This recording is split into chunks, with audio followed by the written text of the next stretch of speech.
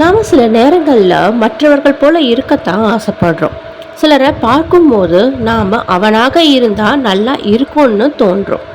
ஒரு கல்வெட்டுறவன் ஒரு பணக்காரனை பார்த்தான். தான் அவனாக இருந்தால் எவ்வளோ சந்தோஷமாக இருக்கும்னு சொல்லி ஒரு பணக்காரனாக மாறினான். பின் அவனே ஒரு அரசனை பார்த்தான். அரசன்னா இருந்தால் எல்லோரும் தன்னை வணங்குவாங்க அப்படின்னு அரசனாக மாறினான். அதுக்கப்புறம் அவன் சூரியனை பார்த்தான். சூரியன் தானே ஏழை பணக்காரன் அரசன் எந்த பாகுபாடும் இல்லாமல் எல்லாரையும் வெப்பத்தால் வாட்டுதுன்னு நினச்சி சூரியனாக மாறினான். அடுத்து சூரியனை மேகம் மறைச்சிது. சூரியனையும் மறைக்கும் மேகம்தான் சிறந்ததுன்னு மேகமாக மாறினான். அப்போ வீசின காற்றுல மேகம் பறந்துச்சு. மேகத்தை தள்ளுற காற்று தான் சிறந்ததுன்னு காற்றா மாறினான். அந்த காற்றை ஒரு மலை தடுத்துச்சு. காற்றையே தடுக்கிற மலை தான் சக்தி வாய்ந்தவன் சொல்லி மலையாக மாறினான்.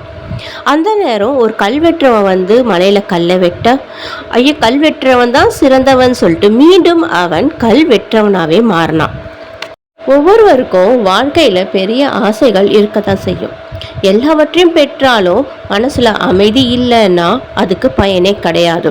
இந்த கல்வெட்டுறவனை போல நாம சில நேரங்களில் மற்றவர்கள் போல இருக்க தான் ஆசைப்படுறோம். ஆனால் கடைசியில் நம் நிலை தான் சிறந்ததுன்றதை புரிஞ்சுக்கணும். நாம் எப்படி இருக்கிறோமோ அப்படியே நம்மளை முழுசாக ஏற்றுக்கணும். அதுதான் நம்ம வாழ்க்கையில் நிம்மதியையும் மகிழ்ச்சியையும் தரும்.